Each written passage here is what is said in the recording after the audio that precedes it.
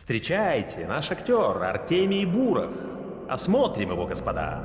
Воля присутствует, чувство. Есть и чувство, интеллект. Тут мы чудеса не ждали, поскольку все, что является в наш театр в последнее время, не человеки, а личинки человеков. Впрочем, простите, зря я так резко.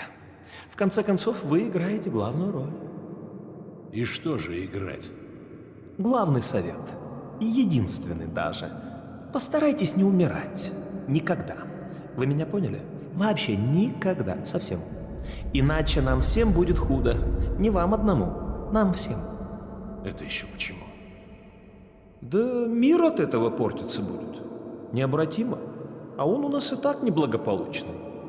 Так что извольте уж не халтурить, пожалуйста. Старайтесь на совести и берегите себя. А где остальные двое? Девочка и бакалавр. А девочка и бакалавр ждут, пока ты выйдешь отсюда. Дожидаются, чтобы узнать о своей судьбе.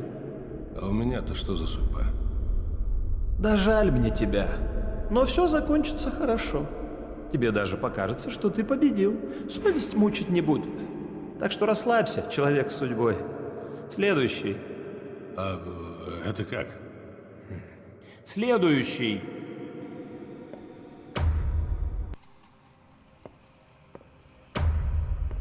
Я умею творить чудеса. Я руки вот так на человека накладываю, и у него, там рак какой-нибудь, опухоль в крови. Я не разбираюсь. Просто меня Господь любит. 3 года назад мы нашли средства от тифа. 4 года назад от южной холеры. Год назад от быстрого штамма оспы. Наука умеет все. Местная медицина. Местная медицина умеет многое. Хотя после учебы я был решил, что все это дичь и варварство. Но порой она и впрямь помогала. Ну, похвастались друг перед другом. Как дети малые, право слово. Кончайте свой нелепый консилиум, эскулапы. Никакая медицина вам тут не поможет.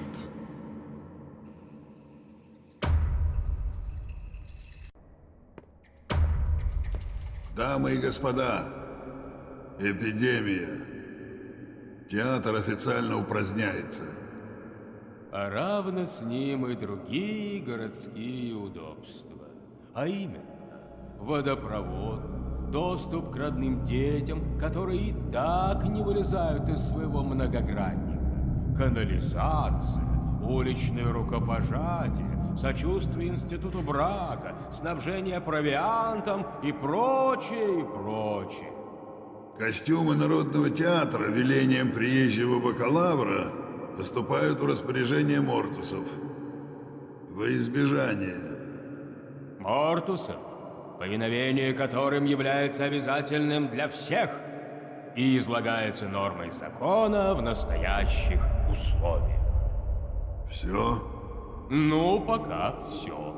Город все равно обречен. Зачем им все это? Ну да. Почтеннейшая публика, сосредоточьтесь на том, что собирались успеть сделать в жизни. У вас осталось чуть больше недели. Приводите свои дела в порядок и исполняйте свои куцые мечты.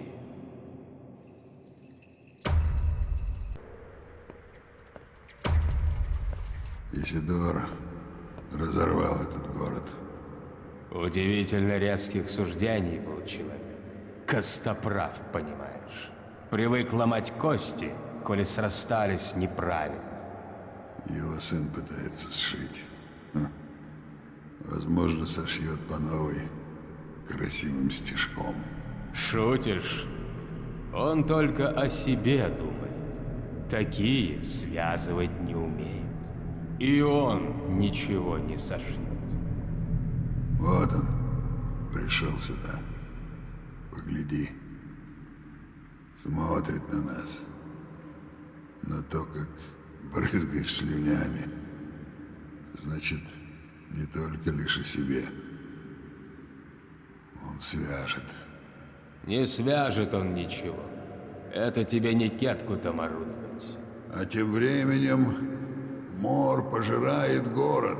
И кому интересен какой-то там жалкий Бурах, к тому же еще живой, когда в эту ночь погибло целых 400 человек.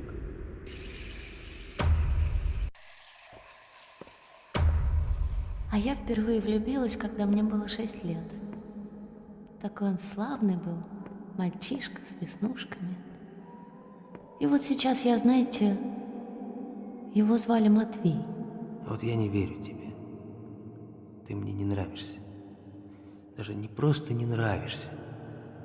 Я к тебе чувствую какую-то врожденную неприязнь. Ну это... Ну, ладно, меня обычно все любят. Я тоже не люблю тебя, девочка с религией. Но не тебя одну. Вряд ли я вообще умею любить. Так, это все никуда не годится. Распустили тут сопли. Вам скоро станет стыдно за то, что вы вообще переживаете о таких пустяках. Идите спать, все. Репетиция окончена.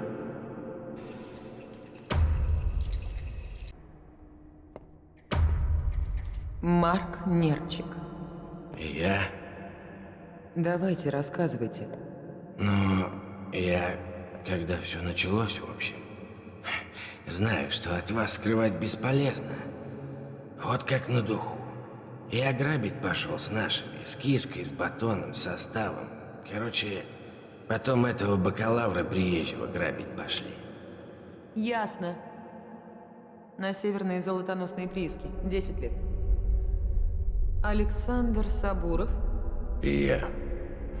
Но вы все слышали только что. Пытался я навести порядок. Это главное. А эпидемия? Да хоть землетрясение, хоть страшный суд. Дисциплина должна лежать в основе. Люди звереют. Их надо держать в узде. Моя жена... Мне жаль вашу жену. Последний вопрос. Чет или нечет? Разумеется, чет. Я иного и не ожидала. Но все равно вы свободны. Андрей Гофман. Я его сестра, Анна Гофман. Он не дождался допроса. Он застрелился. Вы ничего не будете с нами делать? Ясно. Следующее. Ольгинская Виктория, 16 лет. Или еще 15.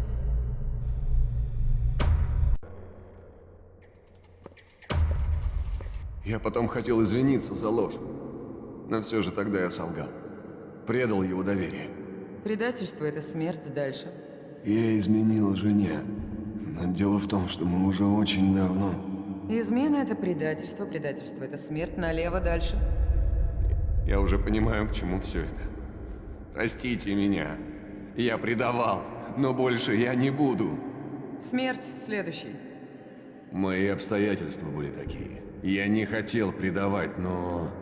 Смерть. Есть кто-нибудь не по таким делам? Нет никаких других преступлений. Нет зла. Нет убийств. Людоедств и насилия. Нет ничего страшнее, чем предать того, кто тебе доверился. И вот все с такими исповедями сразу налево. Это смерть. Не обсуждается.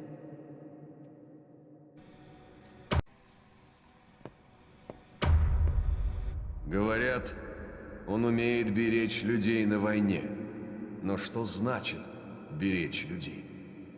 Ведь их не построишь в колонну и не уведешь туда, где не стреляют и не бомбят, и где их не могут убить. Не подвергать их бессмысленной опасности, без колебаний бросая навстречу опасности необходимой. Вот что значит беречь людей на войне. А мера этой необходимости действительной, если ты прав, и мнимой, если ты ошибся, на твоих плечах и на твоей совести. Здесь на войне не бывает репетиций, когда можно сыграть сперва для пробы, не так, а потом так, как надо. Генерал, вы о чем? Тут не война. У вас же прямой приказ остановить мор. То есть не беречь людей, а именно что убивать. Это преступный приказ. И я не стану его выполнять. Да, роль у вас незавидная. Но давайте попробуем еще раз. С другой вашей реплики.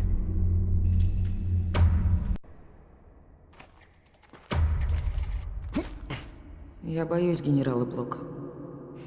Народный герой, гений. Я с таким никогда не работала. Чувствую, что бессильна. Что ты на это скажешь? А что тебе скажу? То же, что и вчера. Странно слышать. Вроде гений у нас это ты. Шутишь? Я автомат. Это неразрешимый город. Я не умею такое. Такое никто не умеет. Ну, я думал, что инквизиторы по этой части как раз. Слушай, мне очень мало осталось. Если я не сумею решить этот город, мне... Ампула. Они нарочно меня на такое послали. Тут победы не может быть. Ампулу понял. А решить это как? Решить это... дело привести к окончанию. Инквизиция, понимаешь? Было, не стало.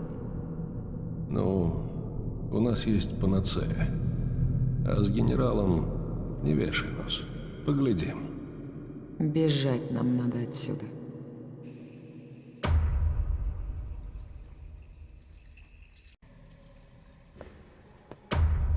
Все имеет равную ценность, и все беременно связями. Даже вещи, которые вроде бы не имеют ничего общего. Все может быть связано, и лишь так вещи вновь и вновь обретают свой смысл. Все вокруг – живой организм со своим кровотоком и обменом веществ. Чума – часть этого кровотока, страшного, но логичного. Она убивает людей. Ну а что человек? Он сам подобен микробу, так же мал, так же слеп и нелеп. Нет, человек — это ткацкий станок. Челнок в этом самом станке, если быть точным. Он молодец вообще-то.